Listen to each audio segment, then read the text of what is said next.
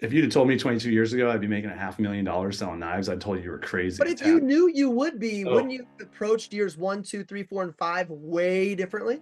100%. But there wasn't even that didn't even exist. Yeah. Nobody was doing it or even thinking it. You'll get there way faster than me and everybody else that's doing it because we had to all figure it out on our own. Now you actually have a model. Past customer relationships, like the most valuable, like you spend all this money to work all these events, acquire all these customers, like all the gas, all the referrals, all the phone time. That is your most valuable relationship. For you to do the work, to take the notes and just simple stuff, then set reminders to follow up with people and actually follow up with them when they ask you to follow up with them. If you follow through on those things, and you pan that out over the course of 5 years, 10 years, a decade or two, special things begin to happen. The most common thing I hear from my customers right now is, I really appreciate working with you. You're not annoying. I don't feel like you're always trying to sell me stuff. And you follow up. You make it easy, Josh. It makes me think of your thought you shared earlier. If you're adding value, you can't overmarket. Thanks for joining us on the CSP Hot Hands 60 Minutes of Fire podcast. My name's Brett Wiggins, and I get to serve as your host. So what is a CSP? CSP is a Cutco sales professional. There are a lot of them out there, and they've all got a different answer to the question, why do you sell so much? Our mission is to find out the answer to that question from as many of them as possible. These next 60 minutes are designed for Cutco sales reps who desire to learn from our best in the field. So we interview top sales professionals from around the country with questions provided by their peers to make all that happen. 60 minutes of fire means we get straight to the point. Let's do it.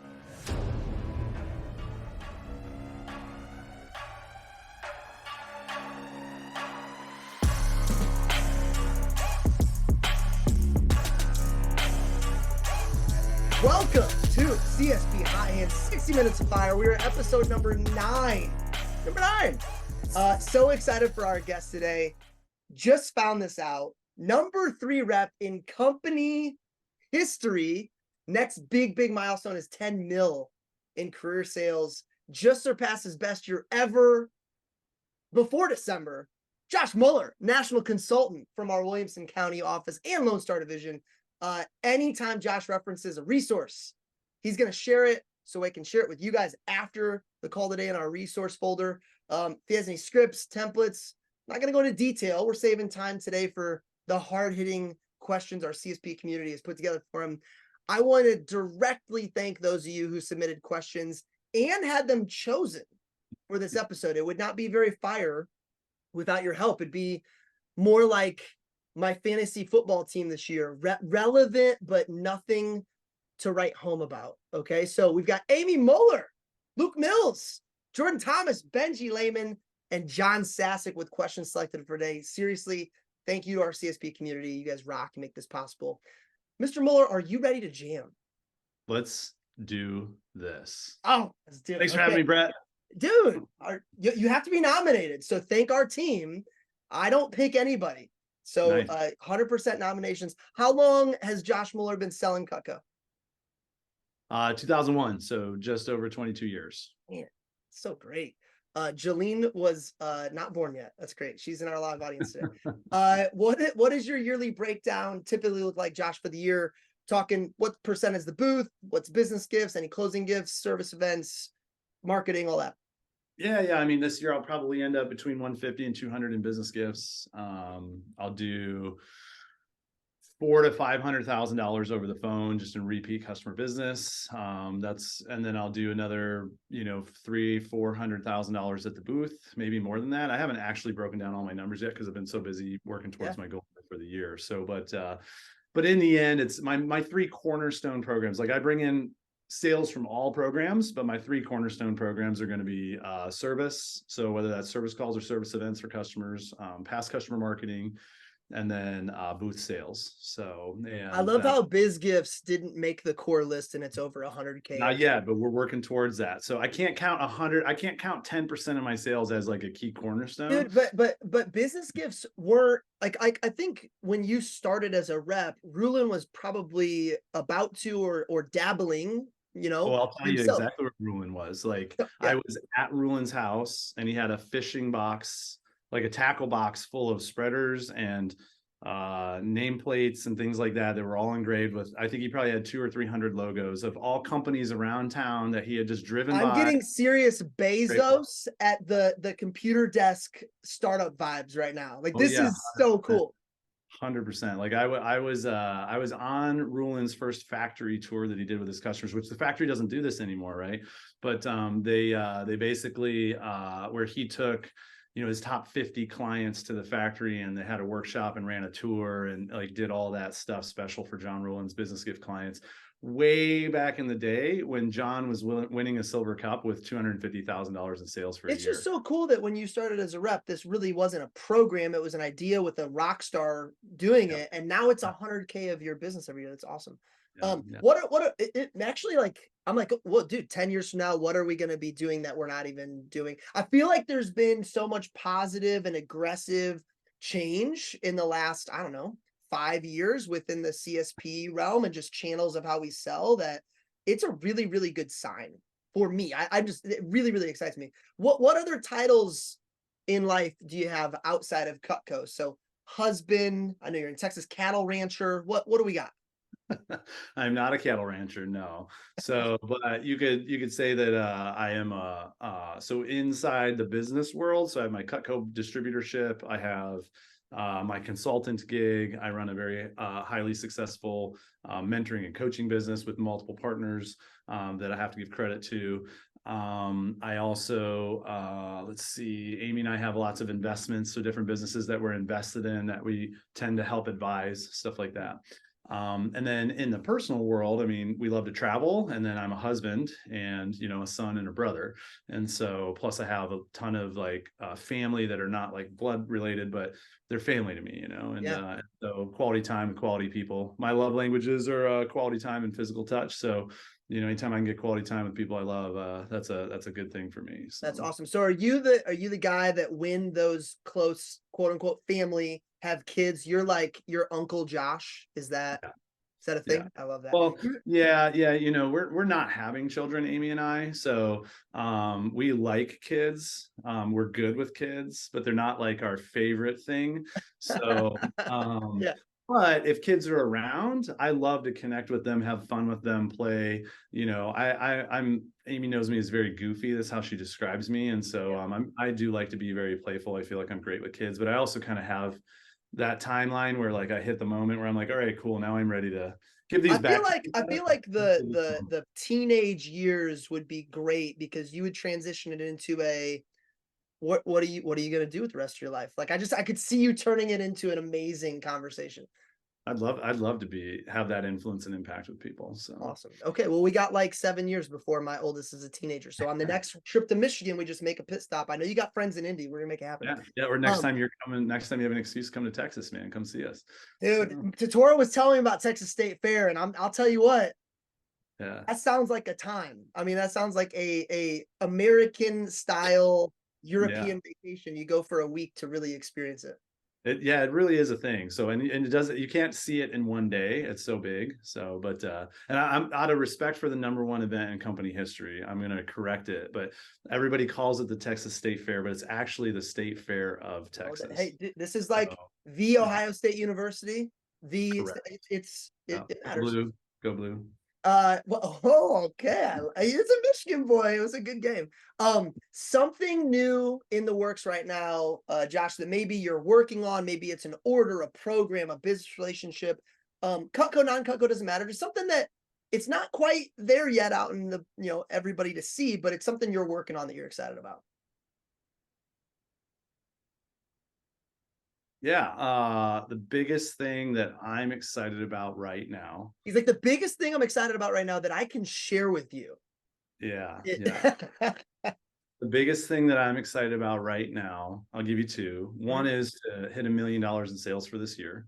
So I am only what was it, 88K. I can't remember the number. I have to look at it. What I sent my accountability partner my Oh, I number love yesterday. it. I love it. The small plug for accountability partners in it too. You need it. You need it at every level. The higher you go, the more you need it. It's not the opposite way. So as of yesterday, I was 89K away, right? So there's that, right? That's the thing I'm most excited about in the short term right now. The thing I'm also most excited about long term is just I set a goal a long time ago that I wanted to make $1 million by 30, save $1 million by 40, and then be able to give away $1 million by 50. So I turn 43 next week, and so I've got 7 years left to get to that place where I can give away $1 million. So Oh, awesome, man. yeah, That's yeah. so cool. And are you, and both would be awesome. I think both would surpass 99.9% of people on earth. You want to hit 1 million in what you've given away, or you want to give 1 million in a Oh, gotcha. Yeah, no, it would not be like write $1 million check to give I get it. away. It would be a decide what I'm going to do to give away $1 million. Like, am I going to give away $100,000 to 10 people? Am I going to give away, Yeah. $50,000 to But it 20? would be $1 million in future money of it hasn't been accumulated over the first 49 years of your life. It's like, hey, I'm At gonna 50, yeah. I want to be in a position where I can give away $1 million. So Oh where I man. have a Well, I don't know if you dream, know this, but I got 5 kids and all of them are gonna go to private school. So, yeah, if everybody's you're not the first to ask. So well, it'll go to charitable organizations. So you better get your 501(c)(3) set up. So, okay, hey, there you go. Now I've got a thing on my to-do list. Okay, so this has been a big growth. You're about to hit 1 million for the year, and you've had quite a few years in your career that we could call quantum leaps. We could call big growth years for you. What were some of the needle movers that caused that growth, either in preparation for that year or during that year, that you look back on and go, that made a pretty big difference? yeah, I mean, the big needle mover every time is just doing a reflection period, right? Where like looking back at the past, not to question it or, feel bad about it or to make assumptions about my weaknesses or my lack, like my lack of strengths or these sorts of things, but more to learn from the past in order to use that information to help me in the future. And so I'm a big person that believes in not dwelling on the things I can't change from the past, but to look back at them and learn from those things. So like anytime that I'm looking forward to, or I'm looking to push things out, it is coming from a place of like, let's look at the past years and figure out like what went well, what could have gone better, and how do I take what went well and make that repetitive or like, routine, and how do I take what could have gone better and improve on that moving forward, right? And so that's always a piece of the pie there. I think What that what do other you big think things, keeps what do you think keeps most people from doing that reflection? Like I think a lot of people will even like journal throughout the year, but then never go back and look at they'll keep stats all year, but then they won't hold like yeah, was yeah. there something that caused yeah. I think people get busy, which makes sense. I think we live in a world that's filled with distraction. And so people get distracted more often than anything. When I talk to people and we break down like how many hours are you on social media, like wasting time, just death scrolling. And it'd be amazing, like if you actually do an exercise where you look at how many minutes a day, how many hours a week, how many hours a day, how many hours a week, how many weeks a year are you spending on social, like doing nothing, and then you multiply that by your hourly rate. If you took half of that, Ooh, yeah, that's the difference for me is like actually connect like it's I waste time, I waste time. To be able to look and go, I wasted time and caused myself blank amount of dollars or revenue, there's that always hits a different way. yeah, there's always an opportunity cost. And when you assign a value to that cost, then it becomes real.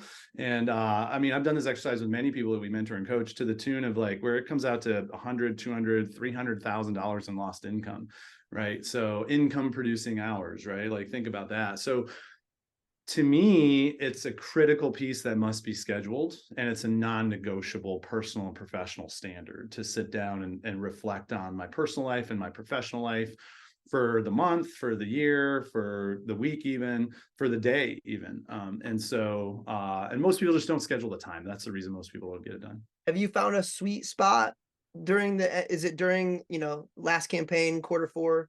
Have you found a sweet spot where the yearly review happens? And if you found a sweet spot monthly, or I'm guessing monthly is more based on what's my event schedule and when can I find the time? And yearly, is there a rhythm you've gotten into yearly where you're sitting down and doing that? So I don't think there's any right or wrong answer. for people in general. But for me, the last 4 months of the year by design have always been my push months. And so, I sell 50% or more of what I sell every year in the last 4 months of the year. And so, and that goes all the way up until the week of or week before Christmas.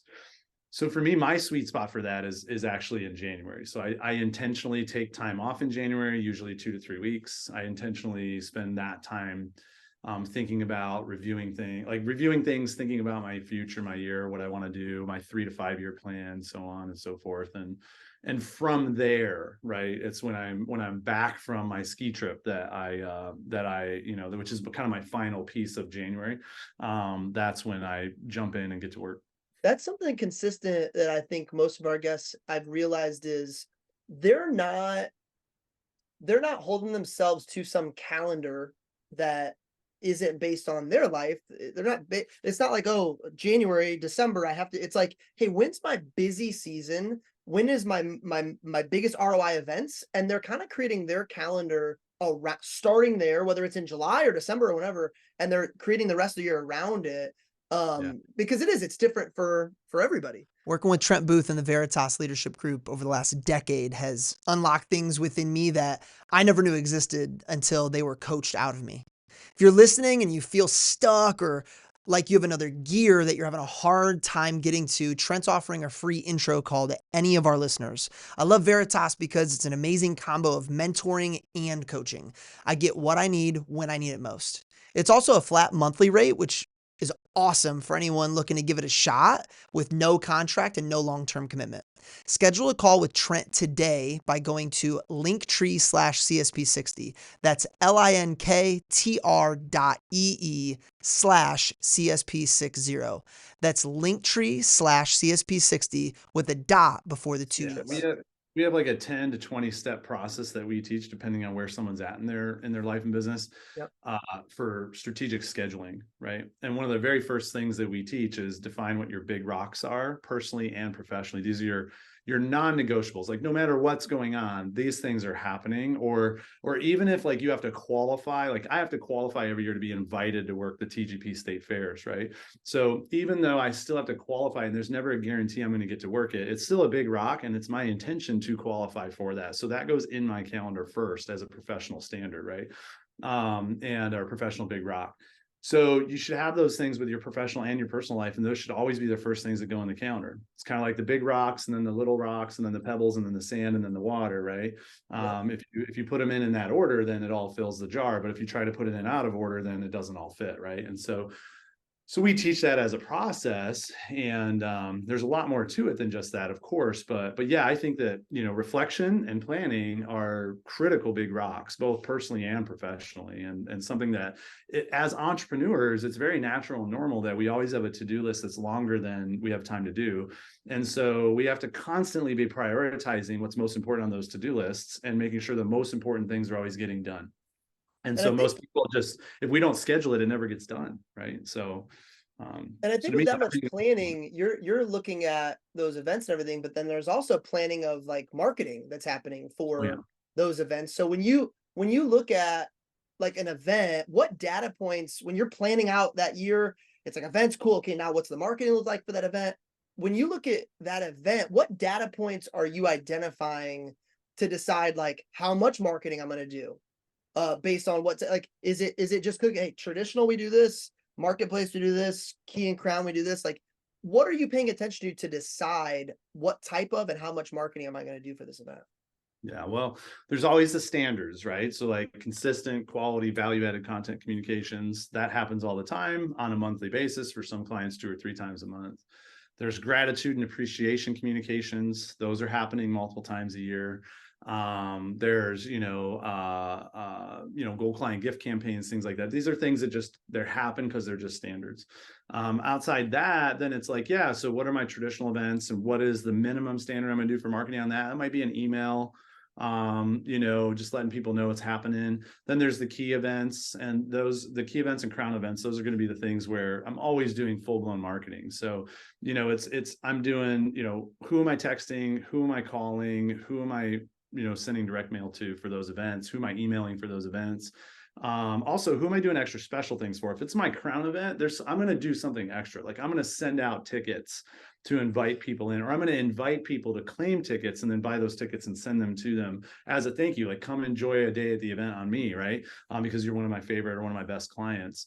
So we're looking at like, okay, who are the people that shop with us at that event regularly? Who are the people that live within a mile radius of that event where they probably are more likely come to that event or would attend that event if they were invited to it?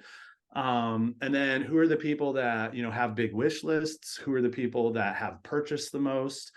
When you're asking for data points, these are typically the data points that we're looking for, right? I And then love how something I feel like I've tried to work on with our team is like you to be fair, you can't treat everybody equally in correct. terms of so it sounds like you're really like, okay, I'm finding out who is closest to CPO for this event, who's shown that opportunity of they could be one of my best clients for this event, and you're doing different things for them than you are for somebody who might not be on that list. Yeah, and it's like everybody can get an email and a text because those things are cheap, right? Everybody can get a voice drop because those are cheap. So those are like the Which is why there's so much noise in those channels, right?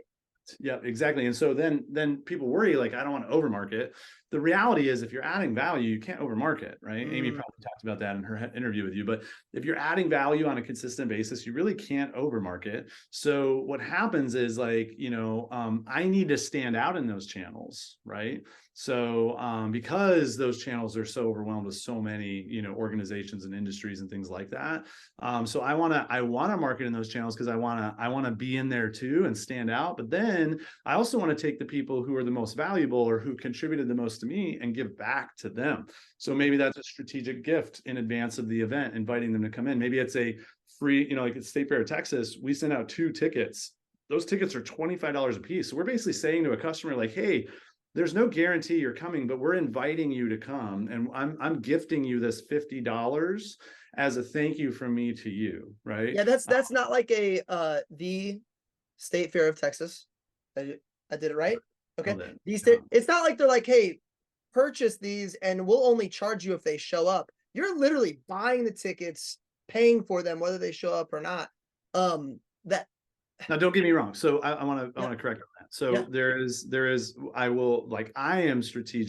I'll send out an invite to a group of people to say, hey, claim your tickets. Got it. And then they'll claim their tickets. But the extra step I take is after that. And by the way, all this is happening months in advance. So after that, I'm then looking at that list and saying, who are the people that didn't claim their tickets that I still for sure want to make sure get tickets? And then I'm going through and I'm sourcing from that list the additional people that are getting tickets whether they claimed them or not. So yes, there's a part of that, but I find more people do show up when they claim their tickets than if you just blanket send them to them.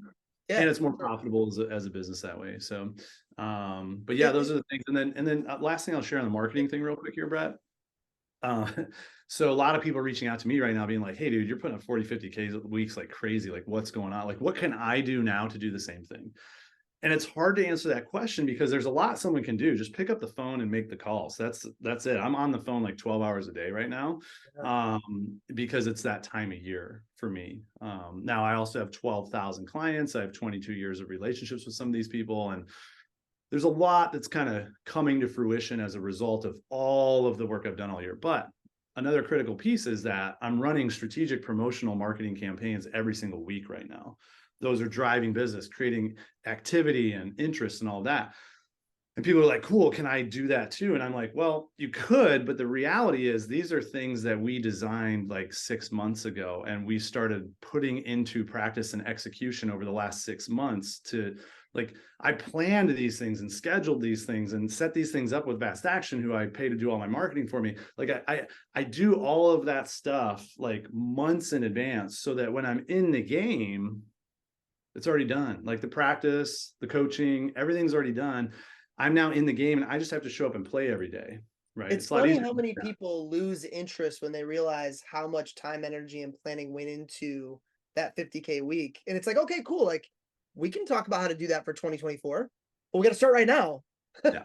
But Stacy texted me yesterday, was like 120 orders last week. Good job, buddy. By the way, you had 100 orders the week before that and 97 orders the week before that. He's like, I don't know how you're doing it. And I was like, well, I planned this out 6 months ago. That's and how what's I'm so doing cool about all that planning, I don't want to say it's set it and forget it, but it's close to that. So now when you're interacting with customers, when you're at the booth, that's all that you're focused on. You're Yeah. not thinking about, oh, I gotta send out an email for next.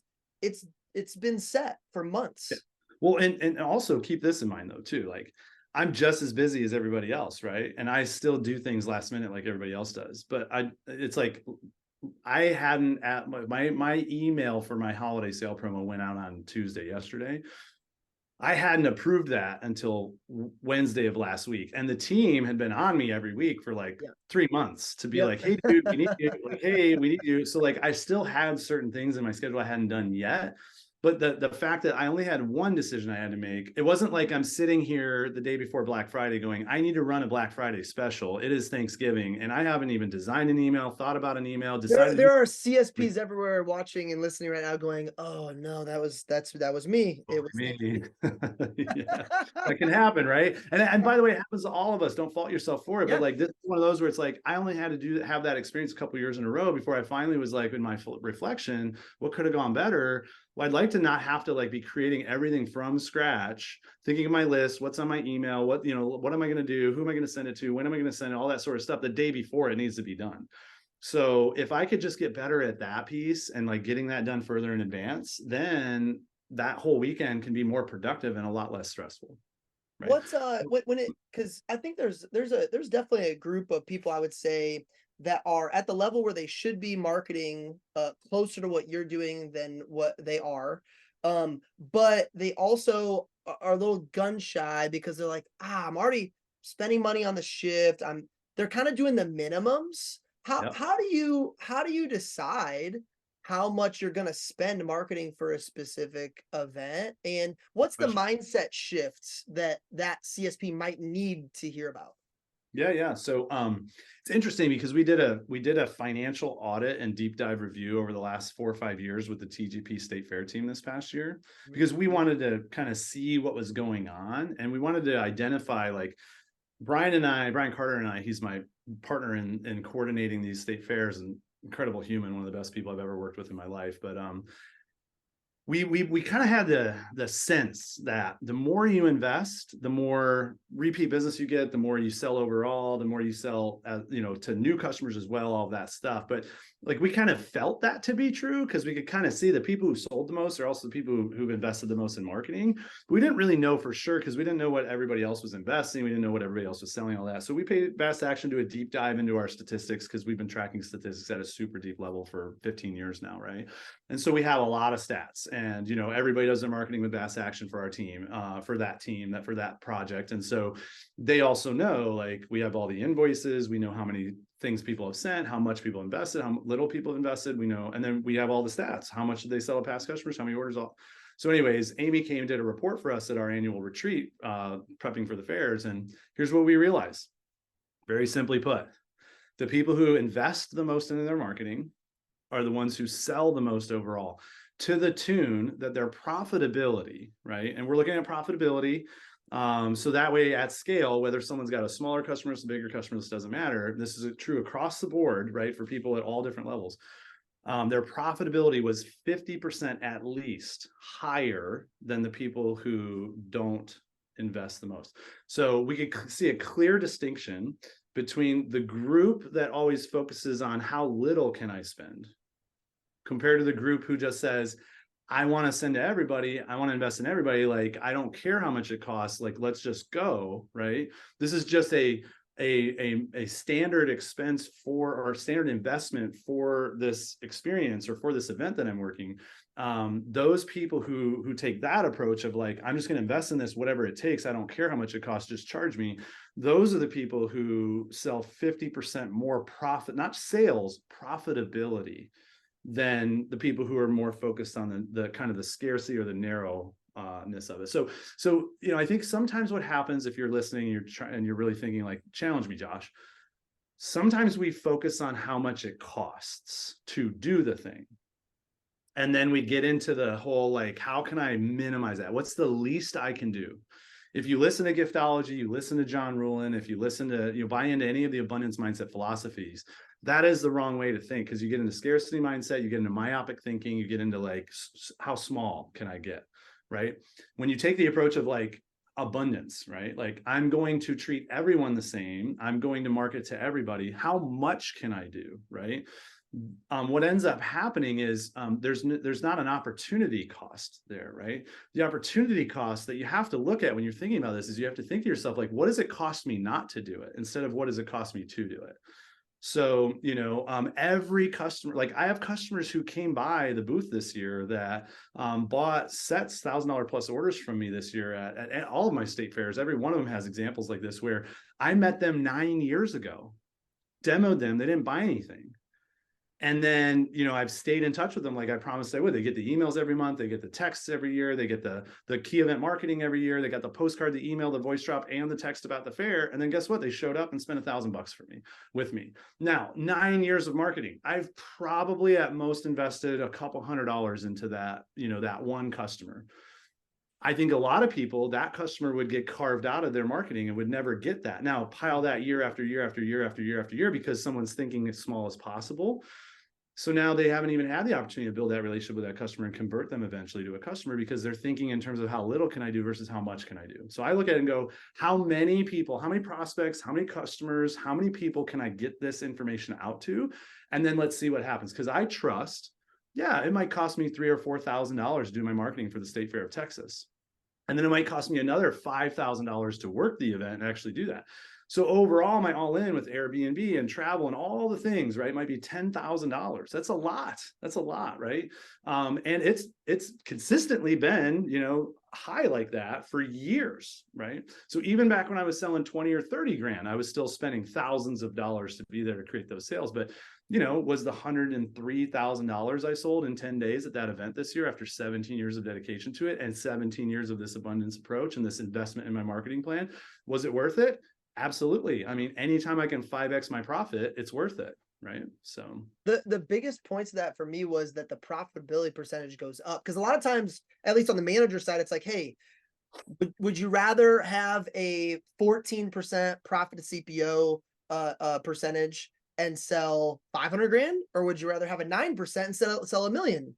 And it's 9%. Usually, as a manager, as the CPO goes up because you're building your FSM business, the profit percentage goes down. So for me to hear that your profit percentage actually goes up the more you spend on marketing, obviously doing it with wisdom provided by people like Vast Action, that blows my mind. That is an absolute no-brainer. I'm sure anybody sitting in that room goes, okay, yeah, we're done. Okay. Just willy-nilly, like, I'm going to send everything to every person in my database. It's like, you have to be strategic about who you're targeting, right? Yep. But I trust Vast Action 100% to be thoughtful in the way they do that. And so they still get my opinion from me of like, hey, who should we be considering? But then they do all the work and they say, here's the formula we're using. Is there anything we're missing? I say, no, that sounds great. You guys are awesome. Let's go. What does that come out to? And then when I see that list and I go, oh man, like, how much is that going to cost me? And they're like thousands and thousands of dollars. I'm like, send it. Let's go full send. Like, because I look at that as this is an investment into it. Now, have I had bad years? Absolutely. I've had years where my marketing didn't generate much business at all. But I also don't let that year scare me, because I know that that's one out of. You're in it for the long haul. Your sample size is massive. And by the way, Vast Action, not official partners of the podcast, because to be honest, they don't need to be. They already have almost everybody's business that's listening to this. Hopefully, I hope you. But man, I would say supporters, and I have seen it completely turn around the CSPs in my division personally, in terms of coaching, in terms of marketing, in terms of just help, in terms of making things thinking free and just being able to focus on the big rocks of their business. Josh, I think what you and Amy have done over there it's truly remarkable, and it probably deserves more. And maybe you guys do get it, but from my perspective, it probably deserves more credit for the CSP explosion that we have seen over the years than it's probably talked about. It's been really, really great too. And I'm not even gonna let you reply to this because I know you're already gonna give somebody else thanks. So you're gonna stop right there. Okay, so here's my next question. Well, thank you, Brett, for saying that. I appreciate it. I will, full disclosure though, I am Yeah. a co-owner at Vast Action, one of the co-founders. So, I do have a vested interest in Vast Action's success. However, I will also say that I am Vast Action's #1 client. So I spend more with them than anybody else in the company. And that is because I'll say what Nick Snyder always says about us, which is that every dollar I spend with Vast Action returns more than $1 back to me. And more often than not, it's 2 to 3 times that dollar. So, I wouldn't be doing business with them if it wasn't a profitable investment. So because that's just how my brain thinks. I've watched it be spectacular for our team. Great. Yeah. It's been Thank you. awesome. Yeah, man. So Yeah. you've obviously been successful utilizing a CRM over the years. 100%. What Another are the 1 to 3 things that you think make the biggest impact on your success with it? Or maybe like, what are the 1 to 3 things that you're like, okay, if I had all the CSPs in the company in the room, regardless of what CRM they're using, I would say you've got to be doing blank. Yeah. Well, so for me, I'll give you 3 things really quickly here. Number 1, I'm going to go back to 2009, my first 300K year. Other than Tony Carlson, John Rulon, I was the first person in the business to sell 300 grand in a year, won a silver cup. And I was at that point, the only person who'd done it residentially. So that said, one of the big game changers for me that year was that I implemented a CRM. And the thing I loved about the CRM that we implemented, which is the CRM we use today, and that most people in the business use today, is that here's an example. I'm out on the road, right? I have some cancellations, no shows, whatever, and I've got a day full of service calls. It's like, for me to be able to log into my computer from the front seat of my car, go in and run a zip code radius search of the exact zip code I'm sitting in right now, and find out that I have 20 customers within 5 miles of me, because I can do that with the CRM, and then immediately start picking up the phone and calling people and being like, hey, I'm in your area. Your knives are due for sharpening. Can I come see you? And then getting immediate appointments. Doing that once or twice a week, every week for a whole year, scaled out over time, exponentially grows sales. Right. And then you look at all the different ways you can do that. Like, I can do that if I'm at the booth and it's slow. I can do that if I'm at the mall and I need to create some holiday sales while it's someone else's turn. Thinking out of it. It takes the thinking out of it. It's like, I've got time. I know my order of operations for this situation. Let's go. I have a tool. Yeah, I have a tool. And so now I can create additional opportunities without being confined by the lack of access I have. Oh, I forgot my leads book at home. Or, it's like in the palm of my hand at any given time. I have my calendar, I have my CRM, I have all my customer information. I have the ability to process, like sell and process orders. All of that's right there with me at any given time from anywhere in the world. Right. So just having the CRM and then using the CRM to access information. Now, on top of that, taking notes on every customer. So anybody that comes and cross trains with me, which if you don't know this, I'm a national cross trainer with Cutco. You can come watch me work from my desk while I'm running a sale promotion, at the booth while I'm selling at an event, while I'm running a service event, like whatever. You can come cross train. Some people even hop on Zoom and cross train with me. And the company will give you $300 in Cutco for doing that. How cool is that, right? So, but basically, like, what people notice is that every time I close an order, there's always a moment where I pause and I write down all my notes. I want to take all the notes. Like, what do I want to remember about them personally, professionally? What's their wish list? What's their birthday anniversary? If we talked about that, what's your system for that? Do you have a notepad you're taking notes on, then you transfer into the CRM, or do you have the CRM open while you're on the call? What do you find is best? Yeah, so I'm still so all of those are good things, right? I still use paper order forms personally, for the most part. So I take notes on those order forms.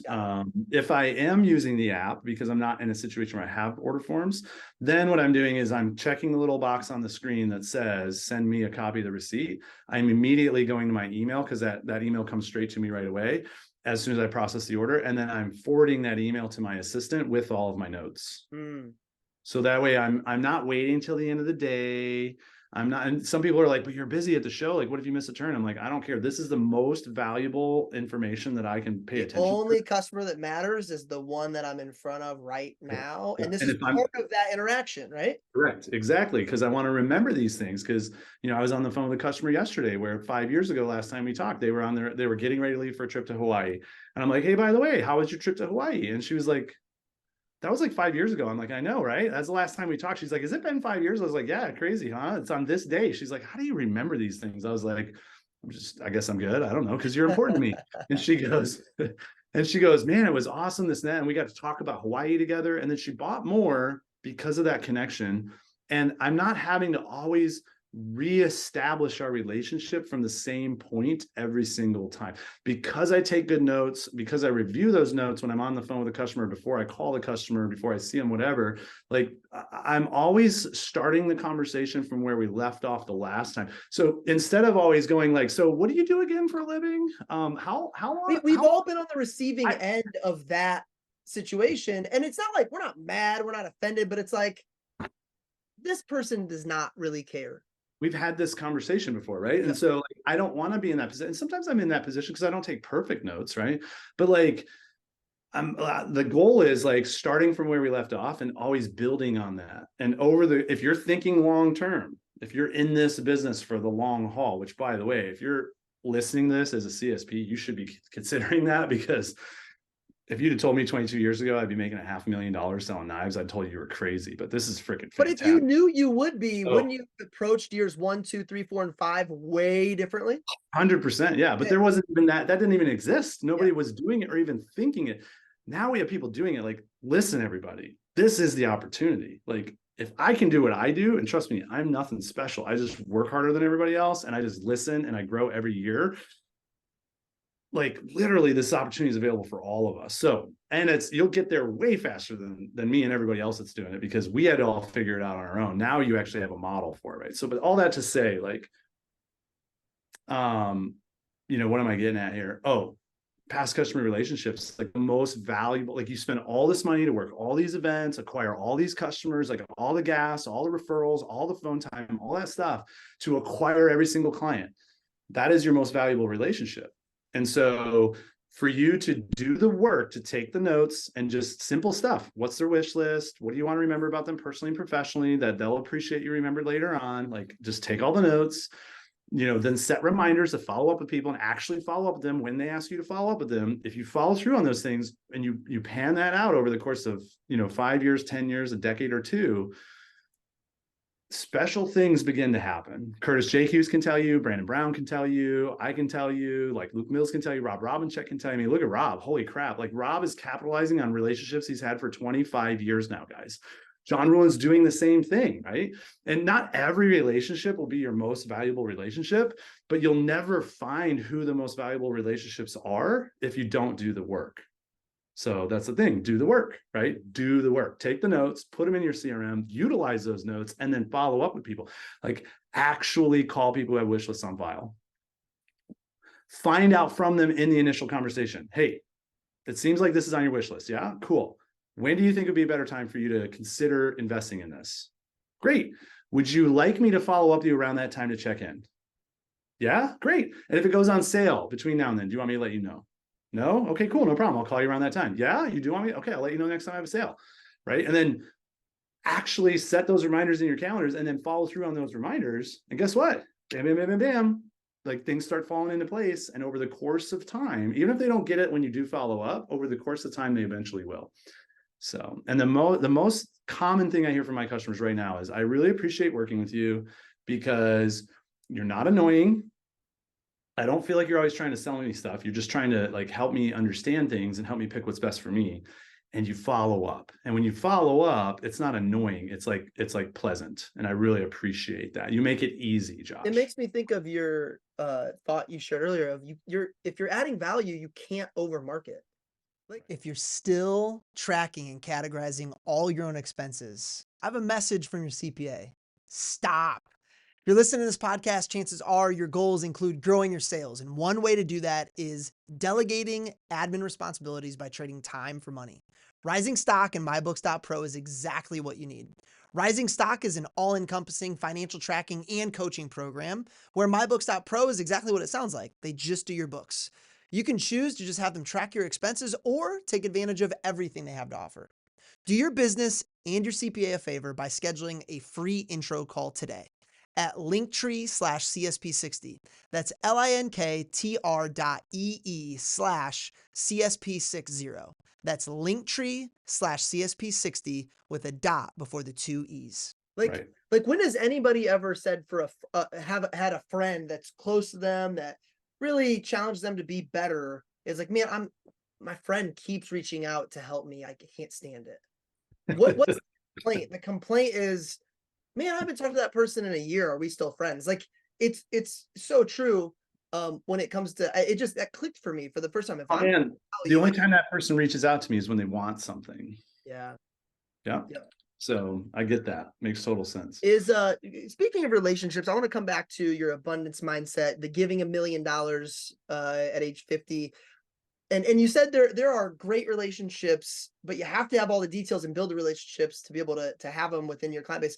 I'm just curious, not to put you on the spot, do you have any clients in mind that you know their story, they've fallen on tough times at some point, and they're on that list that you've kind of been putting in your head of people you want to give to? That's a great question. If I have not intentionally created that list, but I'm confident I could think of people who would be on Yeah. that list. I just So think it's so cool because it's clear that like I think people that aren't salespeople or people that are new salespeople think, wow, at least and maybe I'm just a super pessimist, but I know before I really understood what sales is, which is service, which is helping, which is really like it's a relationship. yep. It was like, oh wow, Josh is really good at obtaining all of this information so he can manipulate people into thinking he cares about them. Like when people aren't salespeople and good salespeople, that might be, but it's so cool Mhm. because you're genuinely developing real relationships with these humans. And Cutco becomes just a byproduct of you. Like it's just, it's really, really, really cool to watch. And it Yeah. makes sense why your customers have amazing reviews for you. Also, Amy shared that your marketing tends to work really, really well because you're following through on the promises and expectations you give people. Like Yeah. great marketing can't overcome bad service and expectations. You gotta have both. Um, That's, yep, 100%. It so starts with a service standard. What is your service standard? And then if you start, like if you come from a purpose of service mindset, right? So, why am I here? Because I know it serves the community. It's not about promoting me. It's not about promoting anything I do. It is about like, how can we serve this community? Because I believe in what Zig Ziglar says, help enough people get what they want, you'll get everything you want. yeah, So, and so I know what I want for my life. And I know that this showing up and serving my clients, showing up and serving through this, to the community, that these things keep me in alignment with what I know it will take to get me where I want to go in life. That's it. And but you so, got so many plates spinning, multiple businesses, obviously have plenty of fun in your life as well. Married. How do you, in terms of revenue producing, income producing activities, how there are so many people that want to start a new business, that want to start a new venture, that like myself included, by the way, that it's like, wow, I've got other things I'm aspiring to be a part of or invest in or whatever. How do you make sure you keep the main thing the main thing? What are you doing actively to make sure? Because selling Cutco is the thing you've done for the longest, but it's also the thing that you primarily are like focused on. It's still like for me, being a DVM is still that income that it's like, man, I've gotten really, really good. I don't want to say expert level, but in the scheme of like amount of hours put into leading, I feel like I've gotten pretty good at that. Um, but also it's the same thing that you've done for so many years in a row, but it feels like you're still so excited about it and reinvigorated and like this year's your best year ever. How do you keep that main thing the main thing when you got so many other things going on? yeah. So I think it starts with give that main thing permission to be the main thing. Mm, So, the grass is not greener on like somewhere else. The grass is greener where I water it. Right. So yep. like get out of that mentality of like looking for the greener grass somewhere else and just accept that like it's okay if you sell knives. Right. And I guess I was lucky because early on in my career, I had a customer who sold toilet paper. Um, and then her boyfriend sold toilets. That's how they met. So I was like, wow, that must be a really job. And they were like, that's our line. And I was like, yeah. So anyways, that opened up a conversation where they were like, the best advice we can give you is just find something that you love to do and do it really, really well. And I was like, cool. So I love selling Cutco. Like when I show up at the booth and I work so hard and I drop all the way down and I help that old lady get that trimmer, even though like she was really not sure whether or not she could afford it. And we did it on a 2-bay and we post-dated it. And we did catalog pricing to make it all work. I'm like, yes, I'm so proud of that moment. Right. So like that fires me up, but only because I I look at it abundantly. I see it as an accomplishment. I don't judge it as not good enough. It's not like, oh, I only sold a trimmer. It's like, yes, I sold a trimmer. You're reminding me of Rob Steiner. Rob dropped the term commission breath on his episode. Yeah. I'm like, how do you get as excited about a trimmer as you do about, this other stuff? And he's like, I don't have commission breath. I don't have commission breath. Exactly. So there's that piece, right? So like, accept that this is okay. Then position this as the main thing. Like, work hard at it, get great at it. Also acknowledge the fact that, like, however long you've been here, whatever it takes you to get to greatness with this, whatever greatness is for you, however you define it, don't like undervalue what it took to get there. So many people allow themselves to be sold on this like bill of goods. Like, it's always like, oh, it's gonna be so much easier over here with this, and you're so great at what you do here. Like, you'll come over here and you'll just destroy it right out the gates. You'll have a way. You'll 10x your life in a matter of months. No, man. Like, anything and everything I've ever tried to do is always harder than I think it's going to be. It always takes longer than I expected it to. And it's always like, there's always so many things I was never told that I had to figure out on my own. And in most companies, there's not a whole community of people there to support me and build me up when I'm down, and like teach me what I need to do when I'm, rising up or doing great.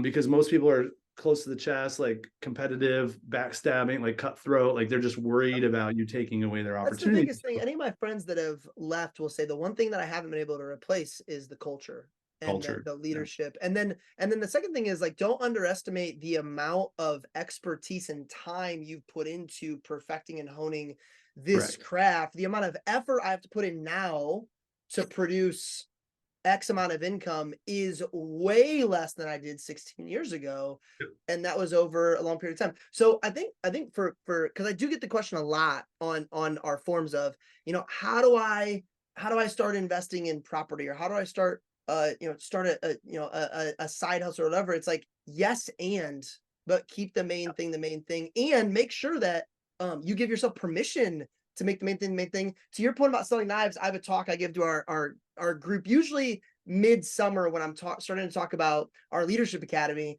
And it's basically everybody's selling something. Your friend really, really excited to go work at Johnson & Johnson. They're selling baby lotion. Okay. Yeah. Your friend really, like, to your point about the crapper. Okay. Yeah, exactly. So this is, I don't know. Can I share a quick 3-step framework? Go ahead, please. Cool. So here, to answer your question, and sorry, I can be a little long-winded sometimes, but it's 3 steps. Optimize. So that means you work hard and get really, really great at what you do, and you don't stop until you do. Then you systemize, because once you've optimized, now, okay, I've taken what takes me this long and I've made it so that I can do the same thing in this long because I've optimized it. And then now I'm going to take that and I'm going to systemize that process step by step. Because systems are the thing that systems are the thing that makes something happen over and over again and get a consistent result, right? You can replicate the same result over and over again through systems. So you optimize, then you systemize. And then once you've systemized and it's working and you've got proof of concept, which all these things take time, not to the tune of weeks or days, but to the tune of like campaigns or years, right? Once you've done that, now you can leverage. And when you leverage, right, that is delegation. It is getting someone on your team helping you out. It's like, so I used to do everything all myself. Now I just focus on the most important things. And when I leverage something, I also put myself in the position where I'm in the process at the beginning and at the end. So I still maintain oversight on the most important things. So I'm still part of the process. I'm still part of the system. I'm still involved. I'm just not doing everything myself. I'm owning it, not operating it, right? So it's optimize, systemize, leverage. If you follow that process, what that does is every year it gives me the ability to, expand capacity during push years, optimize, systemize, leverage. So take that same capacity and shrink it down to as efficient as it possibly can be, which then opens up time. So for me to do other things, right? And then the main thing, I don't spend every dollar I make. I save 40 to 50% of every dollar that I make, because creating the nest eggs is what puts me in the position where I can then go, cool, can I afford to take a big step back from my main thing in order to build this other thing? And then in a couple of years, step back forward in the main thing to, expand capacity some more. Now the other thing is established. And I can only do that if I'm financially stable. You're creating constant bandwidth for yourself, both from a standpoint of energy, time, and extra income to enhance. Yeah. Always more bandwidth. Other ventures need financing. Right. And sometimes the other venture needs financing in terms of capital up front to get it off the ground. Sometimes it's financing in terms of time, like a decrease in income generating hours, right? Which requires financing. Like I still have to maintain my lifestyle and pay my bills. So how am I going to do that? Right. Josh, I learn about leadership and business every single time I talk to you, even though you're not teaching it to me, just having conversations with you. And it just reminds me of a topic that came up on Dante's episode of there needs to be a DVM, vet DM, coordinator, top CSP. So we need to blend those things. Like there is a huge opportunity, in my opinion, for us to all learn from one another, be speaking the same language. Anyway, I'll write a memo. Don't worry. All right. This is a I don't know how you're gonna answer this question. I have no idea. This might be a horrible question. You might say it's not possible. You might say it's a dumb question, and here's why. But I would love your authentic opinion. Is it possible for someone to work an 8 to 5 schedule? Think a dad, a mom, Monday through Friday, and still sell $300K a year, working primarily events and being great at marketing. We know this is possible with CGC and business gifts. Is it possible, or is it something worth chasing for someone who wants events to be their primary focus? CGC combined with events. CGC and biz gifts out, not allowed to include those. Got it. Okay. Because we know that's a thing. We've seen Got it. 100%. Okay. Yeah. Events and marketing, and I don't know, there might be something else in there I don't know about that fits within that 8 to 5 situation. Yeah. I mean, if somebody's chasing the 9 to 5, I don't know that works.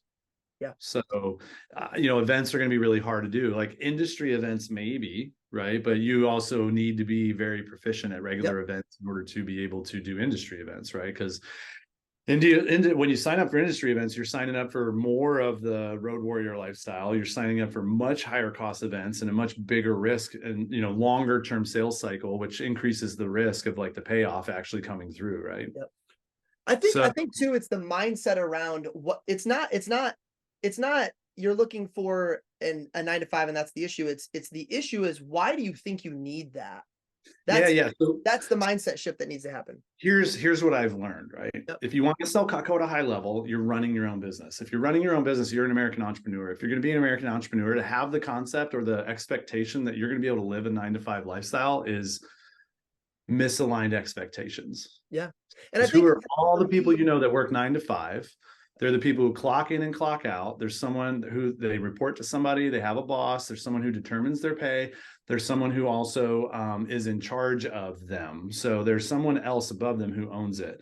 When you're the owner, the unwritten agreement you're making by becoming the owner, the entrepreneur, and running your own business, starting your own business, building your own business, is that there is no such thing as 9 to 5 work hours. Even the top realtor reps, if they're really honest with you, if they're working 9 to 5, it's only because they put in blood, sweat, and tears 7 days a week for multiple years in a row before they got to the place where they earned the privilege to be able to bucket and put boundaries on their time like that. It's deciding what's that brick. Like for me, as an example, as a father of 5, wife at home, her full-time job is mom and wife. She's amazing. I leave the house at 7:15 a.m. Monday through Friday to take the girls to school. I work 8 to 3, and then I pick the girls up. That's during the fall and spring. And then at my peak times, when it's time for me to bring home the hay, when it's time for me to reap, that's when I make adjustments, and she will take over some of those priorities that we agree to together because we know what it's going to create. I will work on a Saturday when it makes sense. I will work on a Sunday here or there throughout the year if it makes sense. I will do an evening call with my candidates' parents and them because it's during the school year and that makes sense. But we agree on it ahead of time. So I think if you're the one out there going, man, I want to achieve blank, but I want it to fit in this box. Yes, and man, there's going to be, if you own a bar, you are open the Wednesday before Thanksgiving. If you own a retail place, you are open the Friday after Thanksgiving. You find a way to make it work by, again, optimize, systemize, leverage takes time. That's right. And it's okay to live the lifestyle, but you have to earn it. Yeah. Plain and simple. Like, and so many people see what everybody else has and they just want that now, but they don't remember the years and years that you and your wife didn't have the ability to make those choices because you were in the hustle and grind mode, right? So glad you bring that up, because I forget about those years now. I do forget about the first 3 years of marriage where it was tough. Because she had never lived outside of college or her parents' home. So now she comes in with this expectation of what a husband is, but she also has only experienced her dad being a husband for 20 years already. So it's a process, man. But man, if the commitment is there on both ends and the communication is there, I really do think any of it is possible. I've got one more question and then one thought I just want to give you. Great. Okay. What is something I should have asked you today that would have helped our team tremendously, but I didn't?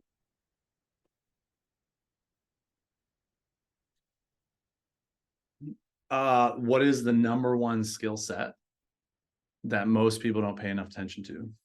So Josh, I've been thinking, what is the number one skill set that most people don't pay attention to? Yeah. I think where people drop the ball the most is like they're really excited about Cutco. They're really, they're really good at presenting it. They're really good at getting other people excited about it, but they just suck at having uncomfortable conversations in closing. And so, or they're trying to, but they're not really working on developing that skill, that because what that is that is a communication skill that allows you to have a conversation around people's finances, people's personal situations at home, and do so in a way where it doesn't feel like pressure. It doesn't feel like sales. It feels like service, right? So it's comfortable and it's confident. And oftentimes I think people tend to beat around the bush, or they're not very direct or explicit in their communications, or they are trying to be that way, but they're just so overpowering or so they don't have the finesse. And as a result, it comes across as pressure or salesy or not in the interest of the customer, in the interest of the rep, like commission breath, right? And so I think a lot of people works too hard on, the knowing every little detail there is about Cutco and the materials and this and that, blah, blah, blah, the information, right? And they don't work hard enough on like the stories and the communication and the how do I strategically conduct a conversation with a customer in closing that leads them from, I don't think I can do this, to I'm open to finding a solution if there is one that works for me. And then actually getting to that point, right? And like, if you work on that skill set, you could have the worst demo in the world, but be the best closer and you'll close a lot, right? So, but if you never develop that skill set, you could be the best demoer in the world and like not have that skill set and constantly struggle. There is more in common between our top managers in the company and our top CSPs than there is differences. Like that conversation right there. I tell my managers on a regular basis, everything's a demo. Everything's demo. You're always going to be rapport. You're going to be establishing credibility. You're going to be building value. You're going to be establishing like everything's a demo. Like I'm so appreciative for all the work you've put in over the last 22 years that now people like me, I get to reap the benefits of just through talking to you. Like you've put in a lot of hard work to get great at these types of situations. And we're just so thankful. A lot of times when I am closing out an episode, I have it in my outline here. This is where I thank you for your time. And typically I have 4 or 5 bullet points I came up with ahead of time for this person. Josh, you're somebody that I didn't need to, it's just blank. You've done so much. You're thinking, wait, is it blank because you have nothing to thank me? It's blank because I don't have to prepare for this. You selflessly give. And it is a completely, it spreads throughout our entire company. I can see it with every team you work with, from how they handle ROR to how they handle disputes, to how they handle rules, to how they handle standards, to how they work with one another. You have done more good for our company than I would say 99.9% of people ever have that have ever picked up that pleather bag and cut rope and leather. I am so thankful for you.